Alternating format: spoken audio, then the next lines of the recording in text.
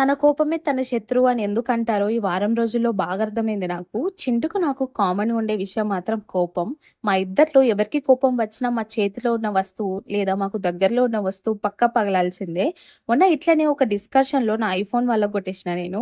Discussion చిన్నదే కానీ damage మాత్రం పెద్దదయింది.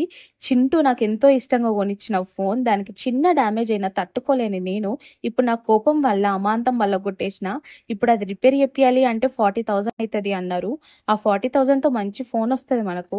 కానీ క్వాలిటీ వీడియోస్ వచ్చే ఫోన్ కావాలి. ఇంకో ఐఫోన్ కొందామని ఫిక్స్ అయ్యి ఆ 40,000కి ఇంకొన్ని పైసలు కలిపి ఐఫోన్ 16 కొన్నా. ఈ ఫోన్ కొన్నప్పుడు నాకు ఒకటే అర్థమైంది. కొన్నుడు ఎవరైనా కొంటారు పైసలు పెట్టి. కానీ దాన్ని జాగ్రత్తగా కాపాడుకునుడే కావాలి. ఆ ఫోన్ కొన్నికి ఇంకా ఎక్స్ట్రా పైసలు ఈ వారం రోజులు మేము ఫేస్ చేసిన మెంటల్ డిప్రెషన్ అండ్ స్ట్రెస్. నా ఫోన్ డ్యామేజ్‌కి కారణం మాత్రం నా కోపం. కోపంలో ఏం చేస్తున్నాం, ఏం మాట్లాడుతున్నాం అన్నది అస్సలు అర్థం కాదు. ఆలోచించం కూడా. ఆ టైంలో మన వాళ్ళు ఎంత బాధపడుతున్నారు అన్నది కూడా అర్థం కాదు. జరగాల్సిన డ్యామేజ్ అంతా జరిగిన తర్వాత రియలైజ్ అయినా కూడా అందులో పెద్ద ప్రయోజనం ఉండదు. ఏమంటారు? అంతే కదా!